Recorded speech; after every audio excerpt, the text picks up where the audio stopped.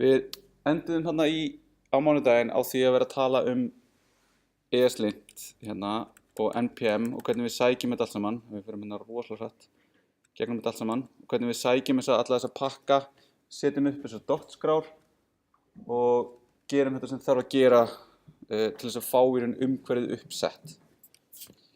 En svo náttúrulega fer þetta að verða eitthvað svona feedback-lúpa sem við erum að fara að vinna með. Við gerum einhverjar breytingar í textaritlinum okkar. Við skrifum eitthvað í ECMAScript 2015. Við vistum skjalið, við keyrum SAS, við keyrum Babel, við keyrum Stylelint, við keyrum ESLint. Við uppfærum einhvern vefþjón, hugsanlega drögum við með FTP eitthvað. Við opnum vafran og við skoðum, ok, er þetta það sem ég vildi? Nei, og þá byrjum við hringinn aftur. Og þetta svona alveg mörg skref eins og við vorum að gera þetta á mánudaginn. En við viljum náttúrulega minnka þetta bara í það að við erum bara að gera breytingar og við vistum skjalið og við fáum feedback það hvað við erum að gera. Og á þeim tíma sem ég hef verið að forrita, þá það að eyða tími í það að koma upp umhverfi, þannig að feedback-lúpan frá því að við gerum breytingar, þannig að við sjáum eitthvað, við fáum feedback á það hvort við sem að gera eitthvað rétt eða vitlaust, að stytta hana eins og við getum alltaf tími sem að vel varið. Þannig að við ætlum að sjá svona hvaða tól við höfum til þess að geta gert í þessu tilfelli hluti svona fá þessa feedback-lúpu niður. En það sem við ætlum að nota eru svona task runners og það mætti í raun kalla þetta eitthvað svona build system. Þó þetta sé ekki svona build system kannski, já þetta svona voða svona veik, hvað þetta svona ýmislegt, svona gráu svæði. En þetta sem sagt bara tól sem gera þessa handvirku hluti sjálfvirka. Og það hægt að nota þetta fyrir alls konar verkefni og eins og ég sagði, vel tímasvirði að setja upp almennilegt flæði. Hér grein frá Google Developers, þar sem mitt verið að fara bara yfir þetta, þar sem verið að setja upp ekki bara umhverfið, heldur líka ritilinn sem náttúrulega mæðalega hvort það sé hluti af umhverfinu eða ekki. En það bara setja upp rétt að pakka í reitlinum, eyða tími í að tweaka þýmið, eyða tíma í að líða bara vel hana. En svo þetta aftur svona, það verður svona diminishing returns á það hvað maður fær út úr þessu, af því að það hægt að eyða mörgum klukkutímum í það að fá akkurat rétt letigerðina með réttu litaþemanu, en þú veist, hversu mikið græðir maður á því. Og þessi dæmi verkefni það til dæmis að það oft sem við erum að vinna kannski í mörgum skjölum, mörgum JavaScript-skjölum, en við viljum sameina þau í eitt sem við mun sjá dæmi þegar við fórum að skoða þessu HTTP, af hverju myndum við vilja gera það.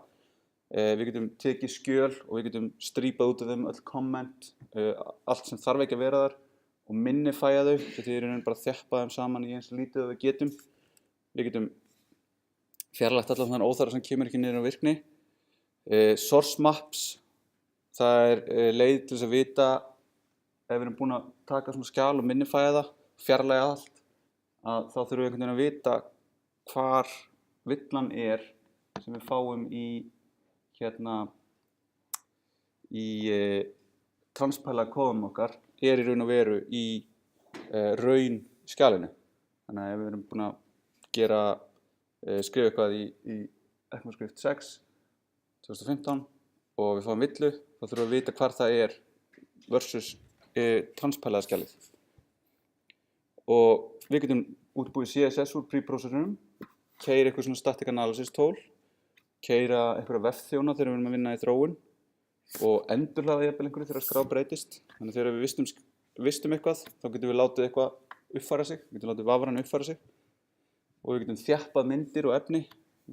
Hugsanlega eitthvað skref í þessu sem tekur allar myndir og fjarlægur úr þeim öll gögn sem það þarf ekki, einhver svona metadata í myndum og minnkar þar niður þannig að það séu í raun minni þegar fólk að sækja þær yfir á netinu og margt fleira. Fyrsti svona task runnerinn sem varð almennilega eitthvað vinsæll fyrir JavaScript heitir Grunt og hann byggir á eitthvað svona hugtaki svona task, eitthvað verkefni sem það að keyra og þeim einhvern veginn safnað saman í eitthvað svona flæði. Þannig að það einhver nokkur task og við ætlum að keyra þetta og svo hitt og þannig verður til eitthvað svona flæði.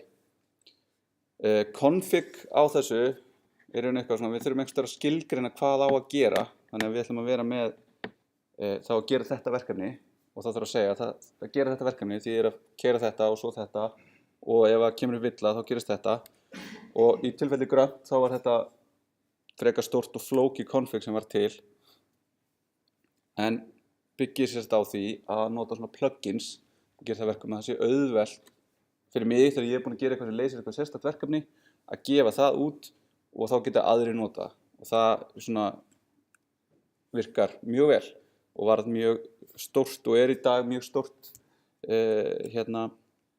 community í kringu það.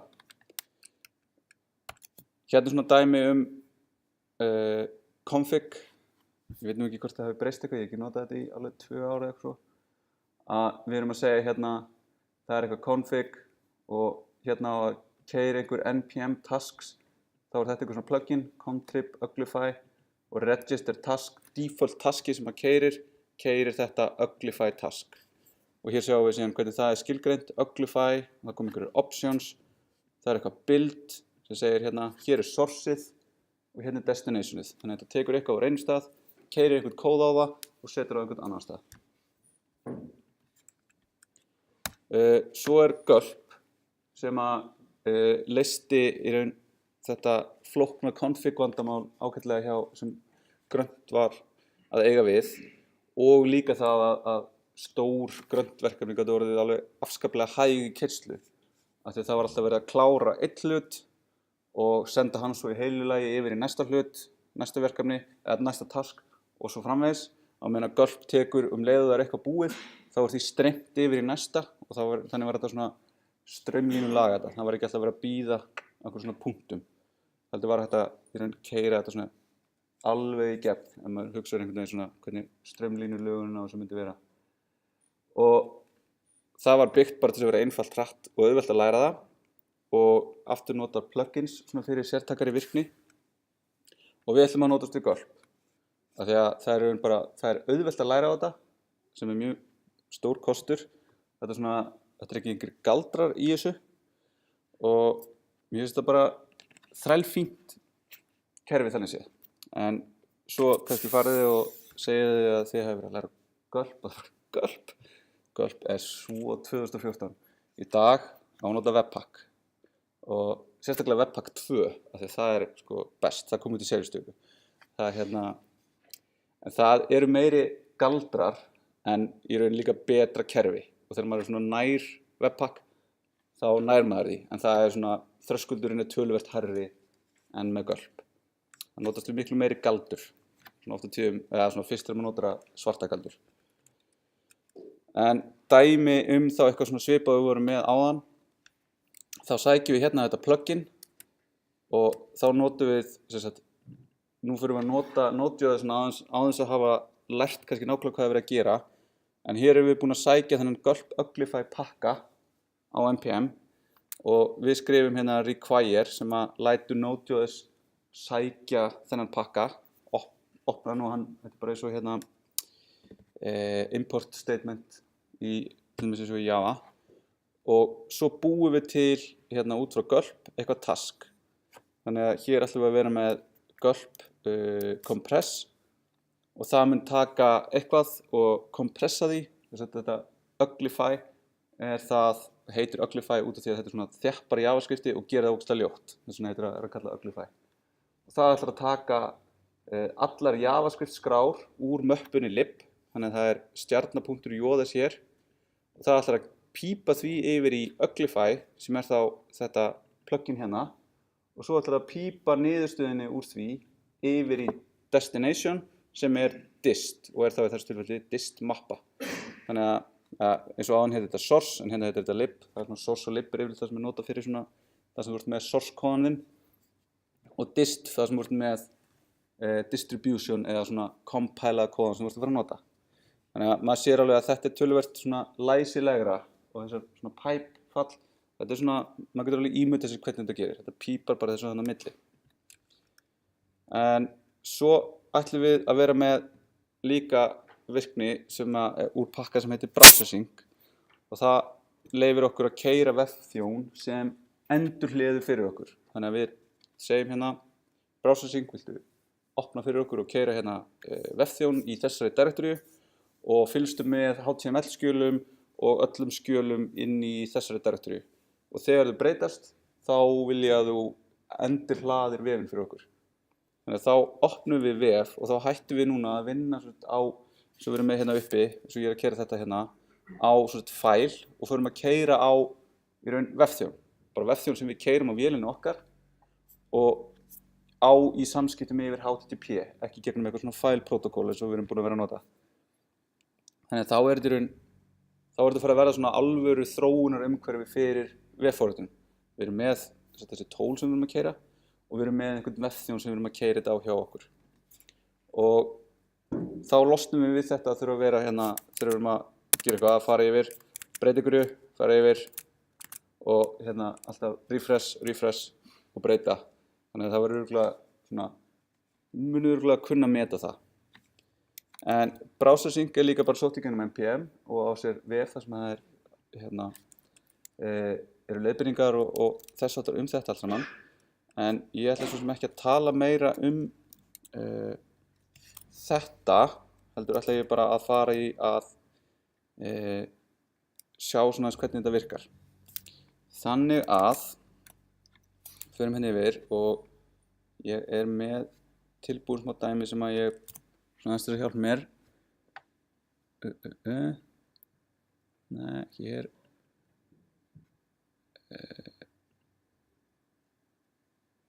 Hérna er þetta. Og hér er ég með þessa möppu sem er með, hvar er, nei, vantar gulp-fælið minn hérna. En það sem er hér er í raun package.json, þar sem ég er búinn að installa einhverjum af þessum hlutum og ég ætla bara að gera þetta aftur bara núna frá grunni. Nú er ég hérna inn í þessari möppu sem við vorum að vinna með á mánudaginn sem heitir þessi demo og ég ætla bara að halda áfram hérna og ég ætla bara að segja npm install save dev browsersync og hérna gætu við svo sem tekið dæmi og við getum prófa hérna.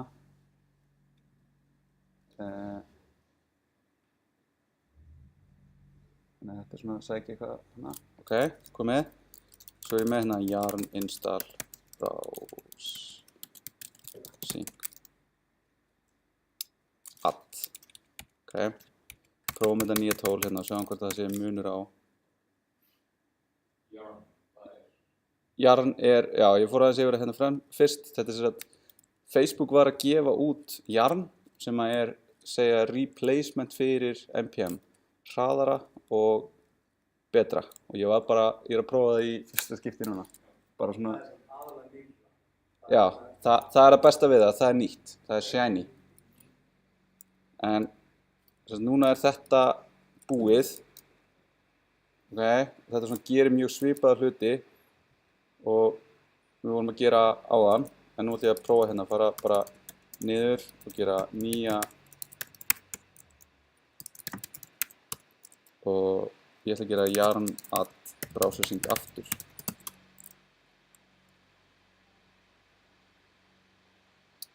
Sýndi mér hverju þú ert gert yarn.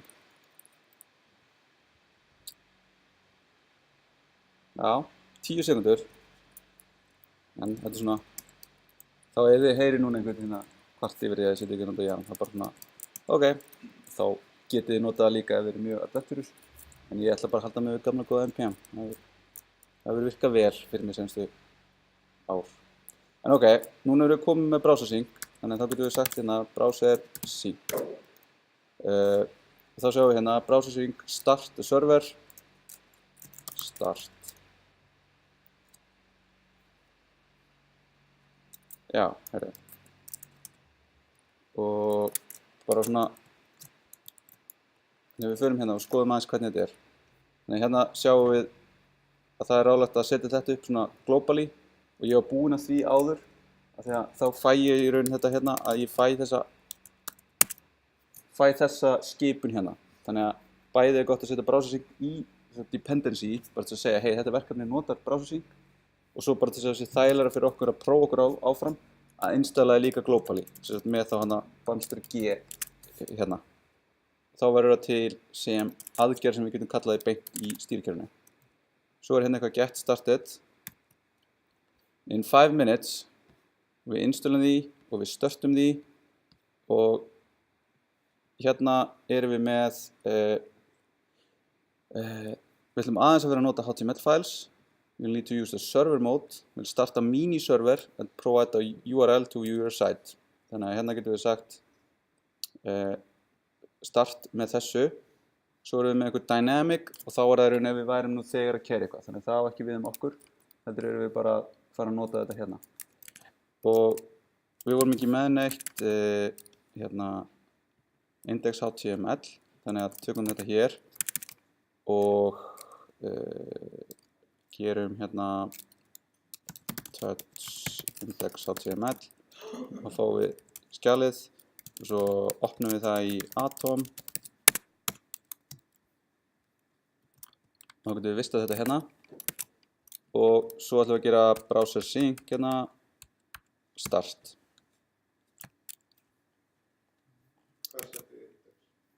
Bara það var í raun bara þetta sama og við vorum með. Ég er eitthvað að gleyma ykkur hérna. Já, náttúrulega að gera þetta.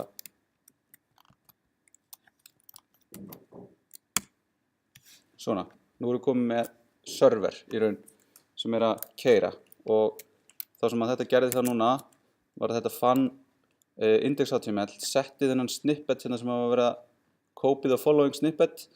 Þetta er í raun JavaScript sem við mun sjá það að synka á milli, en svo erum við núna og við fáum hérna slóð localhost á porti 3000. Þannig hérna, og þetta opnaði það fyrir okkur hérna. Þannig að núna sjáum við hérna að við erum komin að localhost 3000 en ekki á eitthvað file eitthvað. Þannig að þá erum við fann að keyra þennan vefþjón.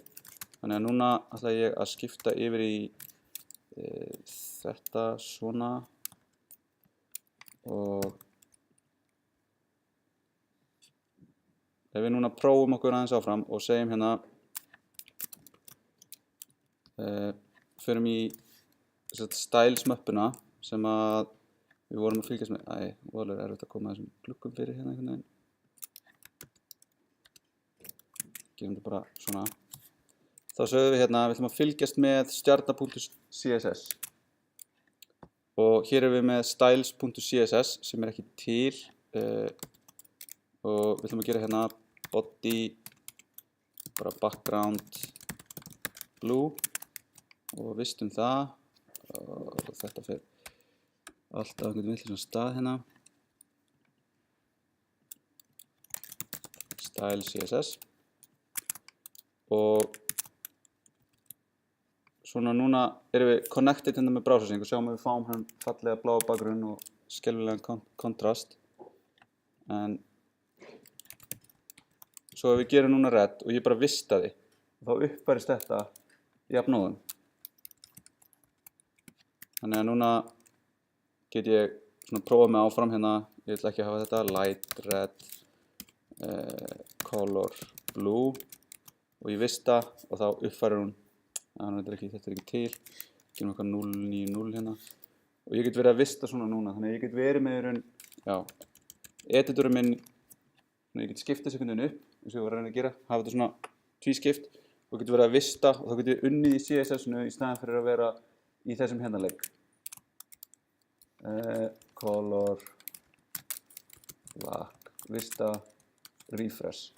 Þannig að þannig erum við búin að spara okkur nokkur og safnast saman þessi handtök að fara á milli og gera þetta aftur og aftur og aftur. En svo með gulp, þá við googlum þetta hérna og förum bara, fylgjum aðeins leiðbeiningunum.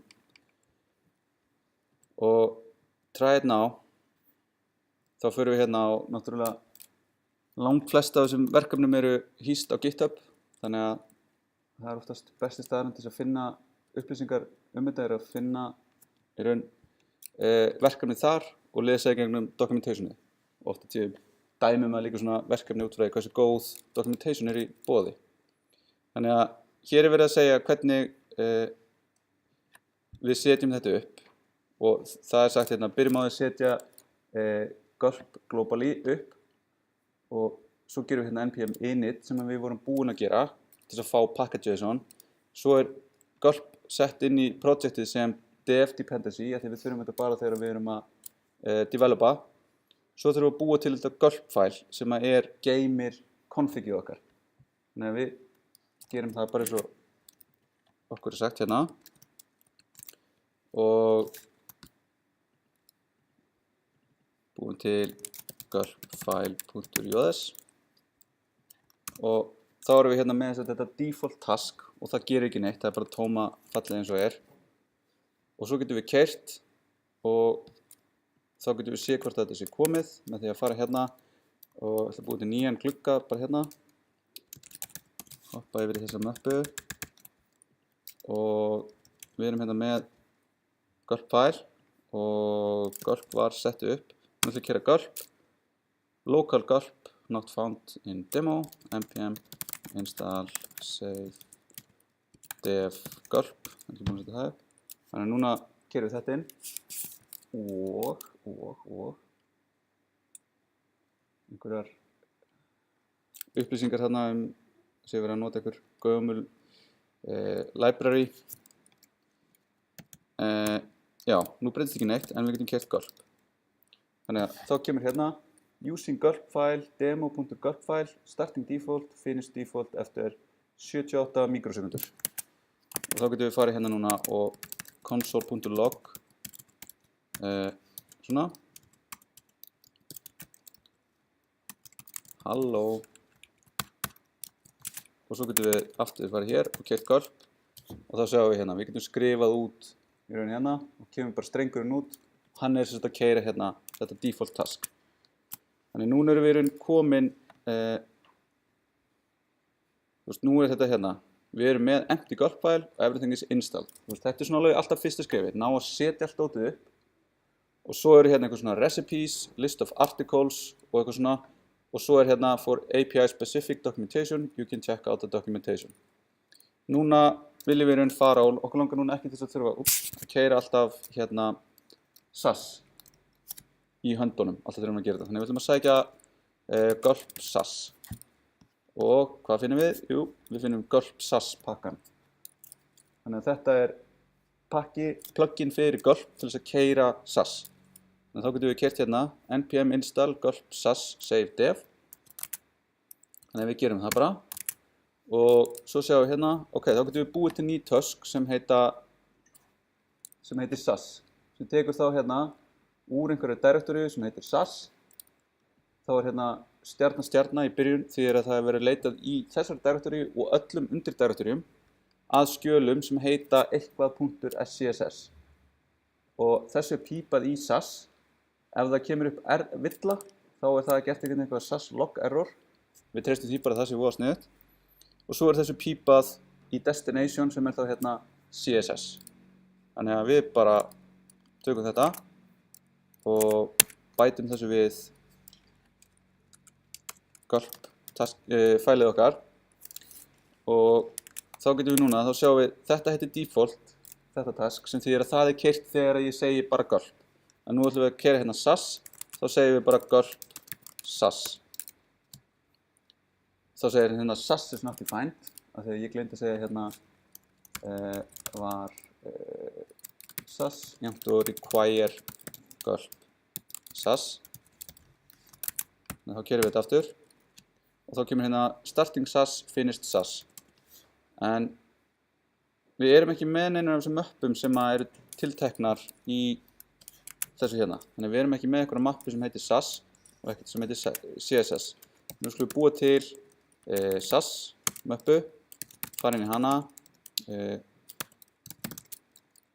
styles.scss, open, svona, og hér erum við með eitthvað dæmi eitthvað SAS. Tökum þetta, setjum það hér inn, vistum það, þá erum við komið með þetta hér, en núna vantar okkur í raun destinationu fyrir þetta, þannig að þá förum við hérna í punktur, búum til nýja direktoríu sem heitir CSS og þá erum við í raun komið með það sem þarf og núna ef að allt virkar sem skildi, þá ættum við að geta farið núna inn í CSS og hér ætti að vera skrá og hér er skrá og ef að við skoðum hvað er í henni, þá er það sem var í raun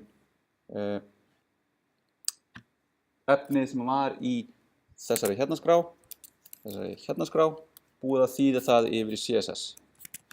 Þannig að þá getum við núna farið hér í hinn gluggann sem við erum með. Við getum slögt á þessum versjón og við getum sagt hérna CSS /stjarna.css. Þannig að fylgstu með CSS möppunu sérstaklega. Ok? Þá er þetta svona og það er raun engin breyting hér á. Það er bara að vísa í nákvæmlega sama hlutin. En ef við förum í indexi hér og segjum þá CSS styles.css og reloadum, þá er í raun styles.css. Nú fer ég hérna í view source á þessu hérna. Þá er hérna, bara þetta er eins og við gerðum það hérna. Hérna er búið að injecta þessu skrifti sem sér að browsing haldi þessu í horfinu. Ef við opnum hérna, þá erum við að vísa í þetta skjal. Okay. Og þá er núna spurningin hvort að við getum farið og gert það þannig að nú vinnum við í þessari skrá og gerum hérna body background blue. Þess að sjá hérna ég er með svona plugin sem að þegar ég er ekki með þá sé ég hvaða litur þessar breytur eru og hérna. Þannig að þetta er svona eitt af þessu sem er að setja upp eins og ef við förum hérna í package view install packages þá er hérna ég með einhver alls konar dot pigments heitir þetta to display colors in projects and project in files. Þannig að þessi hérna pakki ég setti hann upp til þess að sjá þetta svona því það er húða skemmtilegt. En ok, smá svona hérna nú gerist ekki neitt hérna þannig að við þurfum að fara hér og við þurfum að fara að gera niður direktoríu golf sas nú er þetta búið og nú getum við þá pikkaði browsing upp á því að hafa búið að keyra þetta hérna þannig að núna er í raun næsta skref þá viljum við bara að golf taskið eða við búum til eitthvað svona golf task sem fylgist með þessari skrá sem við erum að vinna í hérna sem er þá SCSS skráin og þegar hún breytist þá keyrist þetta SAS skref og kóðið sem settur hérna og browsing pikkar upp á því og endurhliður fyrir okkur þannig að þá getum við verið að vinna í þessu hér vistað hérna sett þetta eitthvað hérna margin sinnum 3 og ekki þurft að fara og keyra taskið þannig að ég bara geta gert núna, ég gerir save þá vil ég bara sjá þetta uppfæra strax þá vil svo til að það er hérna Gulp Watch task fyrir SAS þannig að það er hérna SAS Watch þá er keyrt hérna Watch sem er eitthvað API sem að SAS býður upp á og út frá þessu hérna þá getum við svona dregið þá ályktun að það horfi á þessar hérna skrár og keyri þetta hérna task þegar það eru breytingar á og það að þetta sé í fylki hérna eins og við sjáum að þetta er bara JavaScript þessi kóði þetta er í fylki og það er út af því að við gætum verið að horfa á þessa skrá og við vildum keyra fleiri en eitt hlut við vildum keyra SAS og Stylint og eitthvað fleira þá getum við bara sett inn í fylkið í röð þau task sem eru keyrð þannig að núna tökum við þetta og bætum því við inn í Gulp-fælið okkar, í Gulp-fælinn og það er hérna SAS Watch, heitir þetta task og það horfir á SAS eins og þetta hér og þá keyrum við hérna Gulp þannig að ég kannski aðeins og æstur í að pista keyrum Gulp SAS Watch og núna sjáum við að það klárast ekki, ég fæ ekki upp hérna aftur command lineið til þess að halda áfram að skrifa Það er út af því að þetta er ekki lengur skel sem ég er að interakta við hérna, heldur þetta er bara process sem að Gulp keyrir, sem er stanslaust að horfa á fælsystemið og bíða eftir því að eitthvað gerist þarna. Þannig að þetta Gulp Watch hérna, það sé til þess að þetta klárast aldrei. Það er alltaf eitthvað, hún mun skoða hvernig nót virkar, en það er svona event lúpa og það er alltaf eitthvað, það er alltaf verið að athuga, hei, er þetta búið að breytast? Hei, eða þú veist, þetta fer og biður stýrikerfið að láta sig vita þegar þetta breytist. Þannig að núna keyrir þetta hérna, þannig að núna erum við komið svona 2 glugga sem eru báðir að keyra eitthvað sérstakt. Þessi er að keyra hérna, horfa á SAS-skráðnar okkar, þessi er að bíða eftir því að CSS-skráðnar okkar uppfærist. Þannig að þá er bara að sjá hvort að þetta virki. Ef við förum, hér viljum við vera, hérna, og ég vistaði og það breytist. Fullt mikið, vista og það breytist aftur. Höfum þetta bara svona, eða höfum þetta bara 0. Þannig að hérna er ég í raun að horfa á milli þessar tveggja skjáa og gera breytingar, vista og það verður að keyra þarna hluti sem ef við ætlum að gera þetta í höndunum fyrir hvert. Ég ætla að vista hér, ég ætla að fara hingað, ég ætla að keyra SAS-taskið, ég ætla hugsanlega að taka þetta svo kópera þetta eitthvað yfir einhvern verðþjón, svo ætla ég að fara hér og refresha, ég gerði villu. Ok, þá byrja ég aftur. Þannig að þannig erum við búin að stytta þennan hring, þessa feedback-lúpu niður í eiginlega það minnsta sem hægt er. Svo er svona hérna lætur browsing alltaf þetta að vita þegar það er verið að gera eitthvað, setting options, ekki alveg. En síðan er í raun hægt að fara í gegnum þetta hérna og við getum fundið hérna Gulp Babel. Þá er hérna Gulp Babel og Gulp Babel gerir þetta sama. Og við sjáum að við fáum bara hérna nokkurn veginn sömu mjög svipaðar leiðbeiningar og við vorum að fara í gegnum. Og þetta er sama hérna, hérna verður að horfa á einhverja source, app.js og það pípar yfir í dist. Og þetta er svona það sem ég sagði ykkur að gera í verkefninu, var að hafa þessa source directory og þessa dist directory. Þannig að í source eru þið bara með styles.scss og app eða main.js sem skrifaði í ECMAScript 2015. Og svo compælaði þessu yfir í þessa dist þar sem að þið vísið í það í index.html. Og þetta er ef við fylgjum bara þessum skrefum alveg eins og við vorum að gera við þetta, þá getum við komið þessu upp, nema hérna höfum við ekki eitthvað watch, en það mætti í raun fylgja þessu, af því að nú sjáum við svona, við getum komið staði að við getum haft eitthvað svona watch task hérna sem er ekki bara að horfa á SAS, heldur líka á eitthvað fleira og keyra eitthvað fleira. Og svo er þetta að skoða sig áfram það hvernig þetta virkar og svo enn frekar Gulp Stylint og þá er hérna Gulp Stylint og þetta er svipað Gulp ESLint og reyndar ekki npm sem var fyrsta hittið en á GitHub. Þá er hérna, þetta keyrir og svo er hérna Gulp Browser Sync og það er hérna líka inn á Browser Sync IO en þá getum við í raun gert þetta þannig að við þurfum ekki að vera að keyra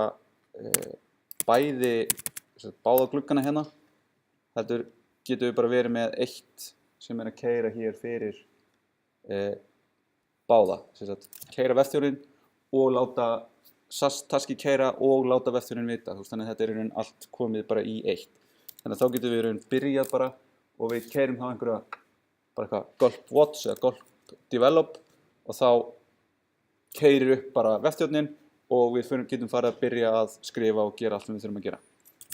Þannig að þetta er svona það sem ég mæli með að þið klárið svona yfir helgina, af því að þá getið þið tjekkað á mér á mánudaginn hvernig þið standið og svona, ef þið lendið einhverjum vandræði getið spurt um það. Og þá getið þið farið síðan einbeitt ykkur að því að forrita verkefnið sjálft. En segjum þetta gott í dag, góða helgi.